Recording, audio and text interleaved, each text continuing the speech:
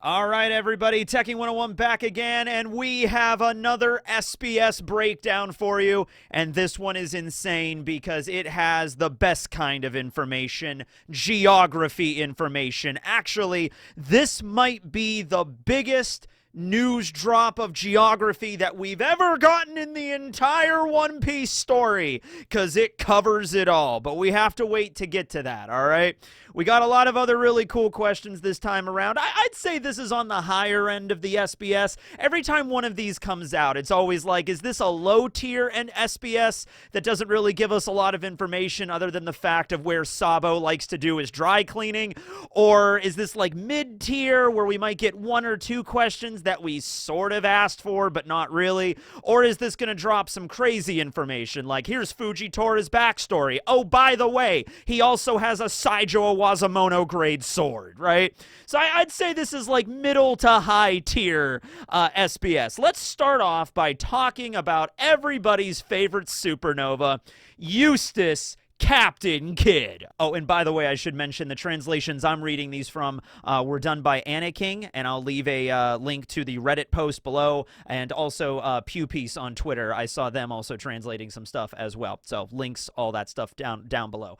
Okay, so first question about Eustace Kidd. How did he steal Big Mom's Poneglyph? Because he had one. He had the etching of one of Big Mom's Poneglyphs. So did he also sneak into Tatoland, into Whole Cake Island, into Whole Cake Chateau under cover of night and steal Big Mom's Poneglyph or a copy of her Poneglyph? That doesn't seem to be really like Eustace Kidd's expertise, is like stealth. So was there like an entire adventure that they had in Tatoland before the Straw Hats got there and we just never heard about it? So this one is an interesting answer from Oda. It opens up a few more questions than answers, but the answer that Oda gave, getting straight to the point, he attacked one of Big Mom's warships. That was actually canon. That was mentioned back at Fishman Island by Tamago. We'll get back to that. Defeated the officer who was Commander Snack at the time. Man, that guy could just not catch a break, can he? He got the copy of the Road Poneglyph in exchange for sparing Snack's life. That's it. It was also said that Kid ran away when Big Mom heard about this and Big Mom was like coming towards him. But no, in reality, his goal was to simply steal the Poneglyph. So most of that I'm actually perfectly fine with. Back at Fishman Island when Luffy stole all of they had the treasure that they had gotten. They were running out of the palace with.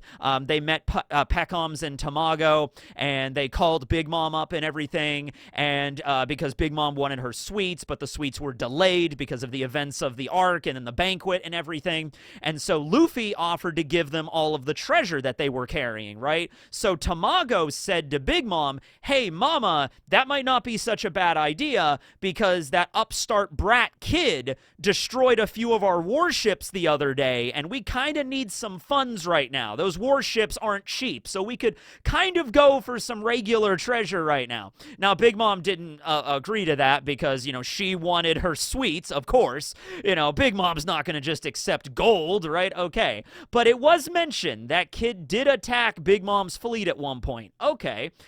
We also know Commander Snack used to be a sweet commander. There used to be 4 of them: Cracker, Katakuri, Smoothie, and Snack. However, after, I guess, this incident, plus the incident involving a Rouge, so Snack got his ass kicked by not just Kid, but also a Rouge. Man, that guy sucks. I mean, really. I was going to put him in the thumbnail. I was, and I instead decided to put the planet in there because that's more important. But, poor Snack. The minister of French fries. He just cannot catch a break. He's also, we don't think he has a Devil Fruit ability. I don't think it was mentioned he has one, so he's the only member of the Sweet Commanders that does not have a Devil Fruit. Snack needs to go get himself a Devil Fruit and really work hard to get back into Big Mom's good graces. Maybe if Big Mom doesn't come back, maybe he can become the new ruler of Tatoland. But all of that I'm fine with. The big question, and a lot of people have brought it up, why the hell was Snack traveling around in Big Mom's warships with a copy of her Road Poneglyph? Why? There's only 4 of these things in existence, And she has one of them, and she's had one of them for like over 2 decades now, because Roger also got the copy of that one from her. She had it back in his day. So this is like one of, if not the singular most valuable artifact that you possess. And she keeps the physical Poneglyph under lock and key in Whole Cake Chateau on Whole Cake Island, her base of operations in the center of her entire country. So it's really, really, really hard to get to this thing and steal it. And stealing a copy of it is basically the same thing as stealing the actual thing, right? She keeps it locked up and everything, right? And think about all the trouble the Straw Hats had to go through, that Brooke had to go through in order to get a copy of that damn thing, right? So why would the Sweet Commanders, just Snack specifically, or like do all of the Sweet Commanders, when traveling outside of Tataland, carry copies of Big Mom's Road Poneglyph? There are only 2 possible, feasible explanations that I can think of why Snack would have that. Number 1, he was given a mission to trade this Poneglyph with somebody, okay?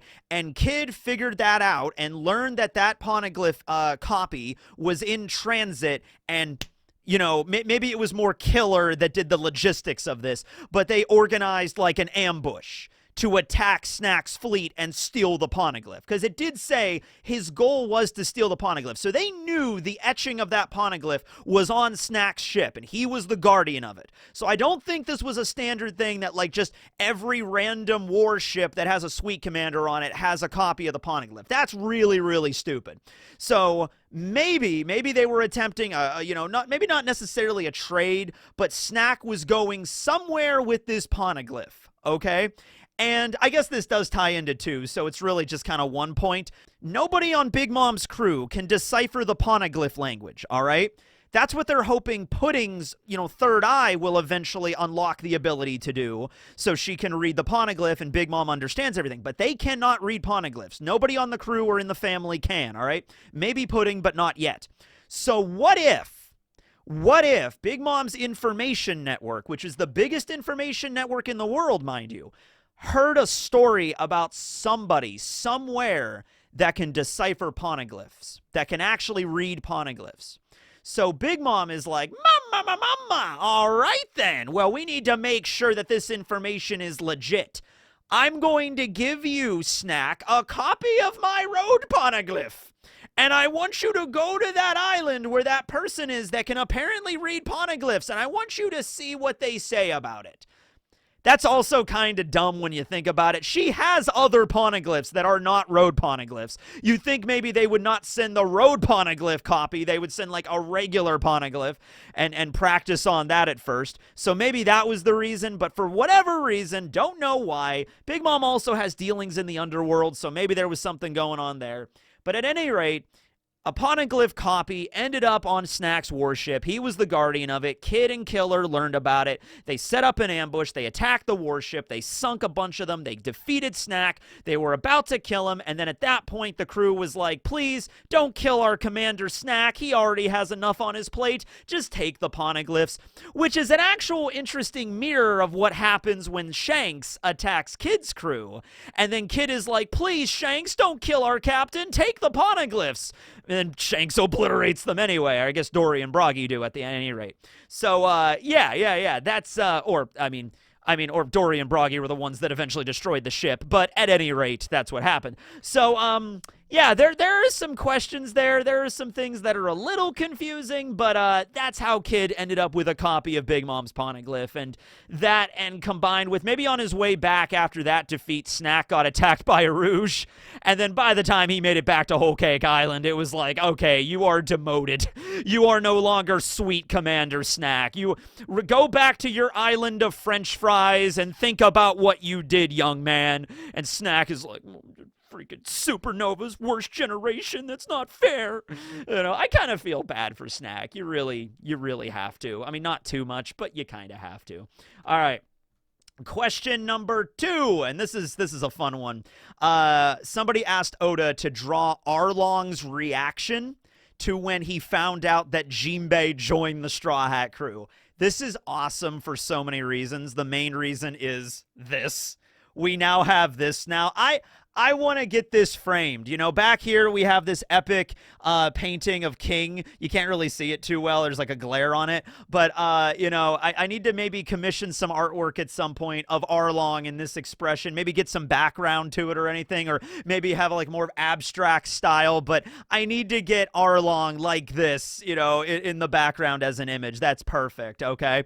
And this is great for a number of other reasons because this is like an acknowledgement of that this isn't just like what if Arlong knew about this. The way I'm interpreting this is Arlong is somewhere and he found out about it and this was his reaction to it, like, oh, Jinbe, what are you doing? You joined the Straw Hats? Oh, those pathetic Pumans? What's wrong with you? Right? Okay. So we have no idea where Arlong's at right now. He was on a prison vessel, you know, with the Marines being taken somewhere. Hachi managed to escape, and then we have Hachi as a seafloor stroll cover story where he meets Papagu and Kami and everything.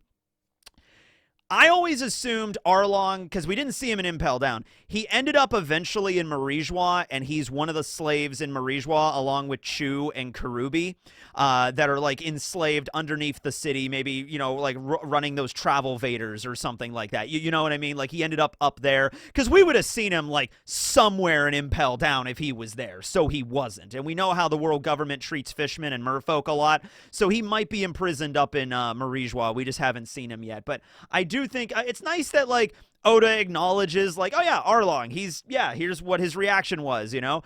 He draws him in the same outfit he had during Arlong Park. I don't know, but I feel like he is going to show up at some other point in the story of, like, what happened to him and Chu and Karubi, okay? I think that is going to happen at some point. All right. This is another really cool question. So a couple of SBSs ago, the question was asked on who was the warlord that Ace defeated, because Kumo was mentioned in his backstory that, like, he was the most recent addition to the Shishiabukai because one of the warlords were defeated by Ace, and Ace was asked to join, but he turned it down. So it's like, okay, who was that warlord? We learned about the man named Hanafuda, who was an underling of Kaido, and he was collecting all of these zones and all these beasts and everything on his crew.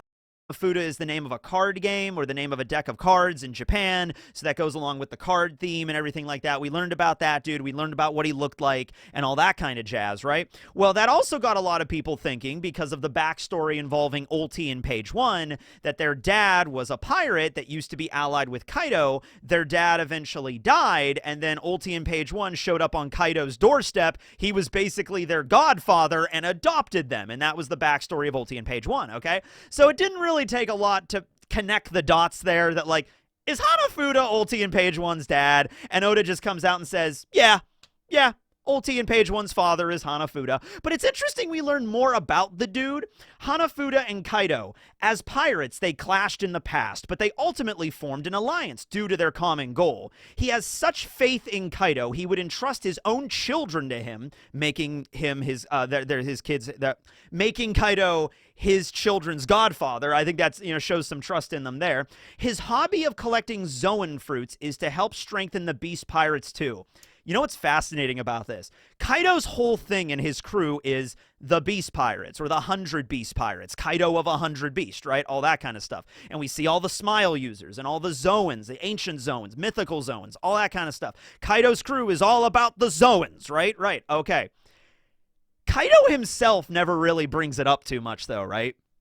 Kaido himself never really seemed all too into, like, I'm Kaido and I love animals. Look at all these animals I have. I love collecting Zoan fruits. That's my defining character trait. No, Kaido's defining character trait is he's a fucking drunk. That's his defining character trait. It's like, I'm freaking, oh, man, I love animals. I want more giraffes on my crew. You know, okay, that's Kaido, right?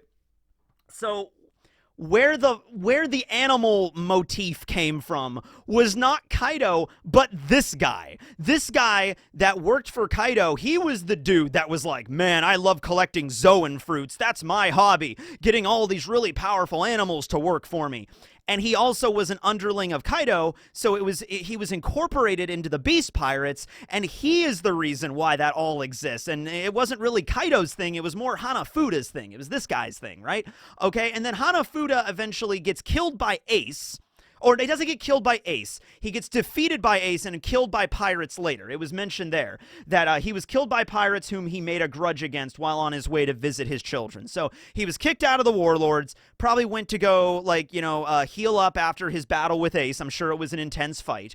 And then after he was kicked out of the Warlords and Kuma replaced him, he's like, okay, well, I'm going to head back to Wano and I'm going to see my kids, right? Or find my kids somewhere. And then he got killed by rival pirates because he no longer had the protection of the government and everything, and they might have attacked him while he was still recovering from the battle with Ace, and so he's dead now. He's gone, all right? And Ulti and Page One don't have a father.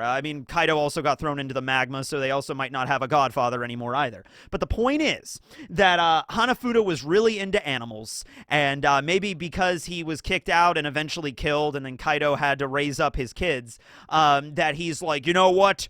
I am going to continue the motif of beasts and Zoans, because in memory of Hanafuda, maybe like in Kaido's bedroom, there's like a little picture with some incense burning, like just, Hanafuda, don't worry, I'm raising your kids, Ulti and Page One. Ulti could turn into a Pachycephalosaurus, and Page One's a magnificent Spinosaur. They're gonna go places, Hanafuda. You would be proud. Anyway, I'm gonna go get drunk and go to sleep now, right? Like, maybe there's a little memorial. Maybe somewhere in Onigashima, we never saw it, there was a statue to Hanafuda. It's like, in memory, my great friend, I love you. You know, like, oh, that's great. But, yeah, I mean, hey, say whatever you want about Kaido. He's still a shitty dad to Yamato, but he was an okay dad to Ulti and Page One, I guess? I don't know. All right. So next up, this is a really important question, and it makes you think. So, you see Shanks, right? Shanks only has got one arm, right? How does Shanks roll up his sleeves with one arm? You could see him right here. He's got his sleeve rolled up.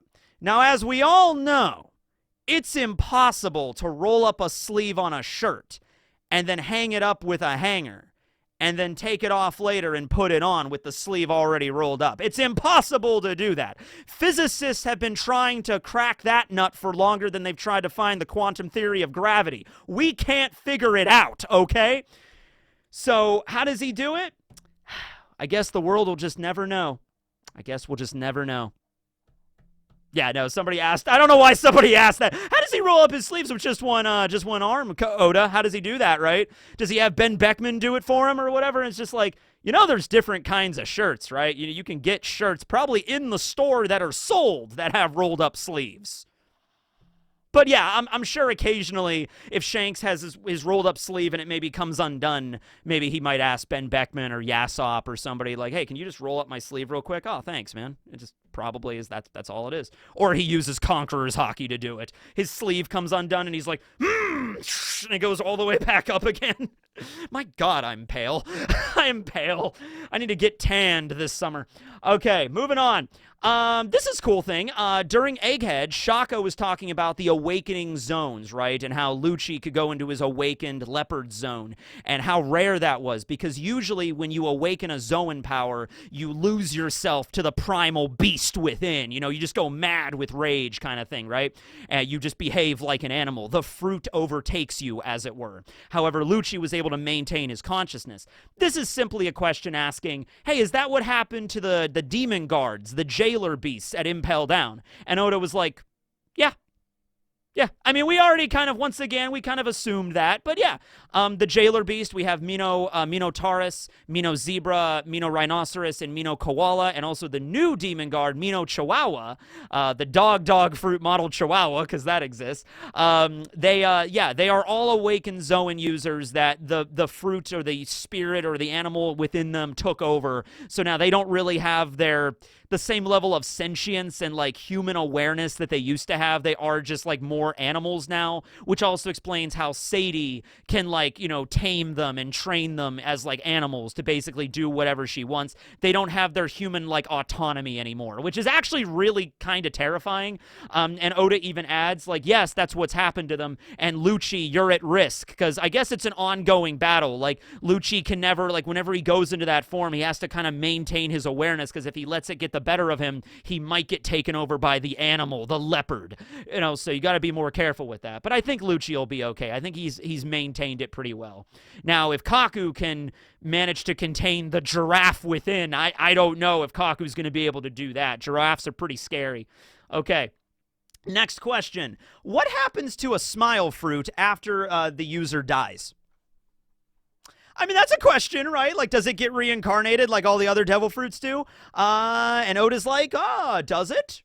Nope, it sure doesn't. It just disappears. That's good, too, because, like, they're artificial. They only got, like, one use kind of thing, and then after the user dies, they don't come back. I'm trying to think of any of the smiles that were confirmed to have died during Wano. I'm sure a few of them died during the raid, like maybe Fortrix or Poker. Poker was the snake dude. Maybe some of them died. I mean, like, Babanuki is still alive. Speed is still alive. We know Hold'em is still alive. Who else? Like, there was Batman and Mouseman. Maybe Mouseman died. I don't know. Gazelle Man, I think, is still around. Yeah, I'm sure there were confirmed deaths of Smile users during Wano that I'm just not thinking of right now because there were so many of them. But yeah, even if they died, the fruit does not get reincarnated somewhere. It's just gone for good, which makes the most sense. In chapter 987... what was it? Chapter 987. I think it was chapter 967. I think it was 967. The bridge that the Roger pirates were crossing. So this was during, this was 967. This was during Roger's backstory, or Odin's backstory when he was on Roger's ship. They were traveling all over the world, and Bink Sake was playing, and one of the places you see, and it's only like a panel, is they're passing under a giant bridge. Now, at the time, we assumed this was Tequila Wolf because it's the only giant bridge that we knew about. And in fact, in the anime, they even throw the subtitles up. This is Tequila Wolf, a bridge in the East Blue. And Odin has a pair of binoculars, and he's looking at it, and he's like, oh my god, what's happening up there? Those people are slaves, and they're building this bridge. What is this for, right? And we don't get really any more of that. Although in the anime, it's kind of funny because all of the Roger pirates are singing and dancing to Bink Sake when they are within spitting distance of an entire country filled with slave labor. And the Roger pirates are like, Pinku to sake wa, la da da da da da da. We are happy, oh my god, look at all those people. They are working really hard. Oh my god, they're all dying. Whatever. Who gives a shit? We're the Roger pirates. It's messed up when you watch it in the anime because they're all just singing and dancing, and Odin's like, shouldn't we help these people? It's like, nah, it's not our problem. Pinku to sake wa. It's just like, okay, not what happened in the manga, not what happened in the manga. The manga's just bridge, Odin looking at a bridge, and that's kind of it. So because now we know that there's multiple bridges in the story, there's Tequila Wolf, Bourbon Wolf, Vodka Wolf, and Rum Wolf. It was another one of the bridges. Oda does not specify which other one it is. He's like, it's not Tequila Wolf. They were not in the East Blue. It might be Bourbon Wolf, might be Rum or Vodka Wolf. We don't know where the other ones are located. I'm just going to spitball it, and I'll just guess. I'll say Vodka Wolf's in the north, Rum Wolf is in the south, and Bourbon Wolf is in the West Blue, okay? And I'm going to assume if the Roger Pirates were in the half of the world like that in the New World, then they border north and south, north and West Blue. So I'm going to assume that was maybe Vodka Wolf. Let's say that. That was the bridge that Odin was looking at. Let's just throw it out there. I mean, it could be whichever one, just not Tequila Wolf. But that's not the only question this person asks. That's not the only question. They also ask Oda, what's the name of the planet? You know? The fucking planet. The planet that this story has been taking place on for almost 3 fucking decades. What's the name of this damn thing, Oda? And Oda answers, oh, the planet? Why? Wow, you're focusing on that? That's crazy. Why would you be focusing on the name of the planet? That's not important to the story. Whatever, I'll tell you. It's Blue Planet. That's the name of the planet. Blue Planet. Just call it Blue for short, I guess. I'll just call it Blue from now on. Or the planet Blue. Just like, you know, Mars is the red planet. Makes sense. It's red. Makes sense this would be the blue planet. It's mostly blue. This was actually mentioned a while ago, and Artur made a video talking about this. When we did our video together, we mentioned this, or he brought it up during the cover page with Eneru. The original inhabitants of the moon referred to the planet below as Blue Star. I didn't even remember. I didn't know this. Artur brought it up, and I was like, what, really? There's a name of the planet? He's like, yeah, it was called Blue Star. And I'm like, oh, okay. Now, that was what the people of the moon called it, so maybe that's not the real name, but, like, that's something to go on that I didn't know about. Here's a question for you. I just can't believe we know the name of the planet now. It took almost 28 years for Oda finally to reveal this. Now, I think Oda's known the name of this planet for a long time, right? Like, I don't think this is something he just came up with on the top of his head, like, whoa, what the name of the planet is? Why would anybody ask that? It's called Blue Planet, I guess. No. Oda's known the name of the planet for a while, and I guarantee you there has been other SBS questions. People send Oda so many letters. I guarantee you this is not the first time somebody has asked Oda, what's the name of the planet? What's the planet called, right? I'm sure people have been asking him these questions since, like, chapter 4 or whatever the hell, right? Okay, so that brings up an interesting point. That brings up a point. Oda's been sitting on probably a lot of questions for a long time. It's when he chooses to answer them that's interesting. Because, like, people have been asking this for, I guarantee, the last 27 years, what the name of the planet is. He has to get at least one of these letters every month, probably. Like, what's the name of the planet? He's choosing now to finally answer it. Maybe that's because it's going to be relevant now. It wasn't relevant 15 years ago or 7 years ago. It doesn't matter. You don't need to know the name of the planet. But now things are getting more celestial. We're learning more about the Gorosei. They're all named after planets. So it's not called Earth. It's called Blue Planet, or just blue, I guess. Okay. I guess I'm fine with that. Moving on.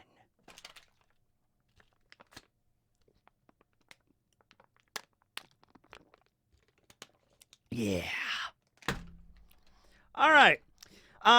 If Luffy had 6 satellites just like Vegapunk, what would they look like? And the answer is York, York, York, York, York, and Atlas. So greed, greed, greed, greed, greed, and Atlas, or gluttony and Atlas, which is wrath. Okay, so it's 5 gluttonies and then 1 wrath equals Luffy's satellites. There you go. And Oda draws all of the Yorks and Atlases as if they were Luffy, like with Luffy's facial expressions. So York has black hair and like the freckles. And, well, Luffy doesn't have freckles, so she still has those, but her eyes are more like Luffy's. That's actually kind of cool. I like that. That's just a nice little doodle that Oda did there. I want to see. I think because Oda answered that one, now people are going to be asking, what if Zoro had 6 satellites? What would Sanji's 6 satellites be? They would all be Nami's. Okay. I think that's going to open the door for some more interesting SBS doodles. Okay. Okay. Here's an interesting one. Okay. This is talking about the live action, right? I'm just going to read the question. My mother said that anime is for kids, and my friends don't really read manga. But after seeing the live action, they started reading the manga and got hooked on it. I'm so happy. Oda-sensei, you're really different from the average person. What devil fruit did you eat? And you can also be involved in live action while still drawing the manga. So this is asking him, like, hey, I've had people in my life that don't really get into anime, and they think it's childish and it's for kids. But I showed them the live action, and that got them into One Piece, right? And I've experienced this myself as well. Oda's response, he's like, wow, this was a really positive postcard that I received. Your mother said anime is for kids. It's common for that kind of perspective in foreign countries that adults generally don't seem to read manga or watch anime or cartoons. In Japan, it used to be like that too. It would be amazing if there was a universal magazine where anyone could enjoy a manga series regardless of age. It really motivates me. So, and Oda also, he's involved with the live action and he's a really busy guy, but I'm sure there's like some balance with his schedule and how to work that. I know he's gone down to South Africa during the filming of both season 1 and season 2, so he's definitely involved in this, okay? So, This is something I've definitely experienced. So when I was a kid growing up, I would watch cartoons, and my mom and my dad would watch cartoons with me too. But when I got a little older and started watching anime, it's just like no matter what anime I was watching, or like I would describe it, like my parents would just be like, well, it was just my mom at that point. My dad had moved out at that point, but my mom was just like, I don't really like cartoons. I think it's just an idea that my mom cannot take seriously an animated character. If it's a live action actor conveying happiness or sadness, like if it's, there are plenty of, like, let's say romantic animes that have really tear-jerking moments that are really sad, and other moments that are really like wholesome and happy and stuff like that that elicit an emotional response from animated characters. But I think there is an inherent kind of like disconnect here with some people. Like if you see a person crying on the big screen, that can elicit a response. But if you see a cartoon character crying, it's just not the same thing. I've showed my mom the first like 15 minutes of the first episode of the One Piece live action, and she actually enjoyed it. She thought it was kind of funny. My favorite reaction to this is great. This is great. Roger's execution, right? So Roger is going up the scaffolding to get killed, and he's laughing, of course, and he's playing it off, and he's having fun, and he's laughing. And my mom is there, and she's just like, if he's about to be executed, why is he laughing so much? I'm like, oh, just watch it and see what happens. And then when Luffy showed his his Gamu Gamu no Mi abilities when fighting Alvida, she thought that was really fun too. So it elicited more of a reaction than in like if I were to show her the first episode of the anime, because I guarantee my mom would like check out after like the first, like, okay, whatever, it's a cartoon, whatever, okay. But that's the way it is, and that's what the live action I think is good for people that are getting into anime, or specifically One Piece in this case, by actually seeing these emotions and these plot threads play out by live actors. Because some people, it's just like, unless it's a live person actually acting, then I'm not gonna feel it. All right, and that's just how it is, okay?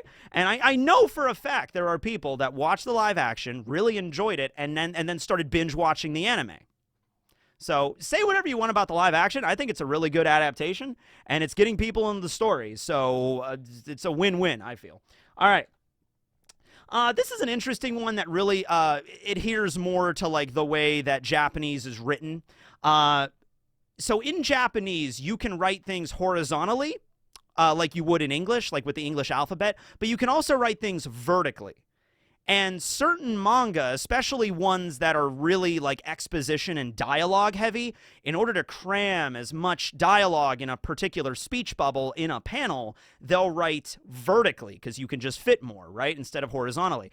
And so a reader asks, like, hey, Oda, you don't write vertical script too much, right? And Oda says, well, I actually did back in the day. I actually did in the earlier volumes of One Piece, did write vertically. But the thing is, when I started to understand how various manga were like translated overseas, sometimes they would have to like really cram the text in to make everything fit. So Oda was trying to accommodate for other translations, other languages all over the world, of like most languages can be written horizontally only. So that's why he kind of switched to that. All right. So it was more of like, I don't want people in America or in Europe that read everything like in horizontal. I don't want that to be like, they have to, translate it in a way where they have to take a bunch of text and cram it into small like text in a single speech bubble. The speech bubble stays the same size no matter what. So for those localizations, that's why he made the change. It just goes to show the kind of stuff that Oda thinks about when writing his story. Like, he cares about like everybody's enjoyment of this. So that's pretty cool. Good on you, Oda. This is fun. This is a question about the Celestial Dragon's hairstyle. We're getting more into the miscellaneous questions at this point. But you know how all the Celestial Dragons have that stupid antenna, banana kind of hairstyle, like sticking out of their hair? A lot of people have brought up back in the day they resemble aliens, because like they have antennas and they wear like the spacesuits. I'm like, all the Tenryubito are aliens, which I guess could still be the reveal there. But Oda mentions that it's called the Noble Opener. and it's supposed to be played. It's the idea of a bottle opener. That's the idea, because they open wine and stuff because they're fancy and bougie and are the Tenryubito and all that kind of stuff. So the Noble Opener is the name of that. I was also really looking forward, because we know about Yorno Yarmani, the fashion designer for the Tenryubito and the Gorosei, and we also know about the Yon Cooks now. I was waiting for Oda to drop the name of the hairdresser of the Celestial Dragons. Who do you think it is? All right. Oh, this is a good question. All right. So back in Tankobon 33, we got the amalgamation of all of the Straw Hats, like the chimeric being. What if Wapol were to eat Luffy, Nami, Sanji, Zoro, Chopper, Usopp, and Robin and combine them together? Just like how Wapol created Kuro Marimo, right? From, Chess Marimo. That was it, sorry. Kuro Marimo combined with Chess created Chess Marimo, all right? So what would happen if Wapol did that with all the Straw Hats at the time, just the first 7? And we got this abomination named Gargan or Gorgon right there, right? So now we're doing that again, except now adding parts of Frankie, Brook, and Jinbe, as well as aspects of Luffy's awakening, Sun God Nika, to create the new chimeric being, the mega evolution of Gargan. We have Warrior of Liberation, Nuhei. Aren't they glorious, ladies and gentlemen? They're marvelous. Oh my goodness. What are all the different pieces here? Okay, so we got Frankie's shoulders, with one of them being Nami's tattoo. Sanji, we just have Sanji's eyebrows sticking out in the bottom like a swirl, like a random hair coming off. Robin's hands, Luffy's hats, Zoro's scar and swords, Brook's skeleton, just one skeletal hand. This is the strongest being in the entire story, bar none. All right, next question. Somebody asking Oda if he could eat 2 devil fruits, what would he eat? And Oda's like, wait a minute, I can get 2 just like Blackbeard? Okay, I'm going to take the clear fruit and the clear fruit. In fact, if I could have 3, the clear fruit. And the warp fruit. So now Oda's just having fun with it. 4 devil fruits at once, Oda, and 3 of them being the exact same one.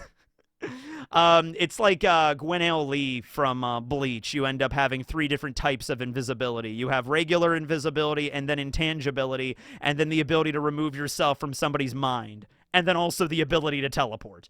If you could have 2 devil fruits, which ones would you pick? I'd have to think about that for a bit. I might get back to you on that one. I don't know what I would pick. And I think we only have 2 questions left, really only one. Somebody asked how Jinbe brushes his teeth.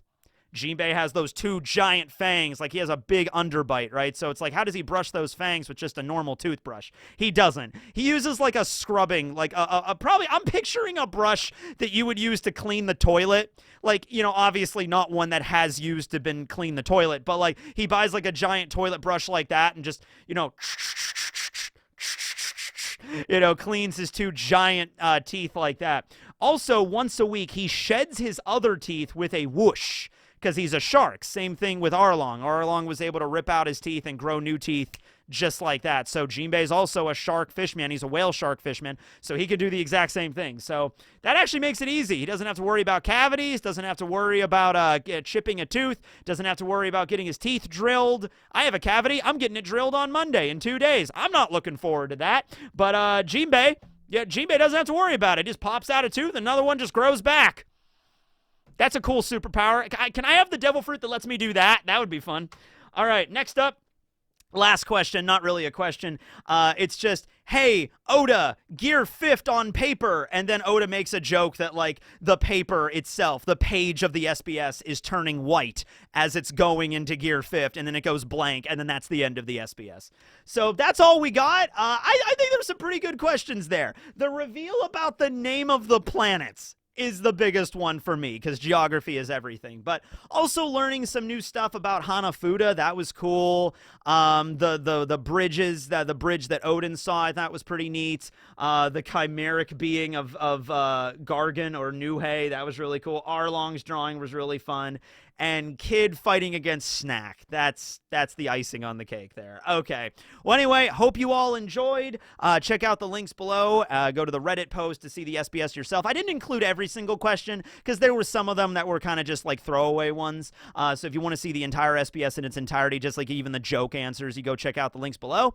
And go check out our tour over in Library of Ohara. Thanks for watching, everybody. This will be Teching signing out. Later.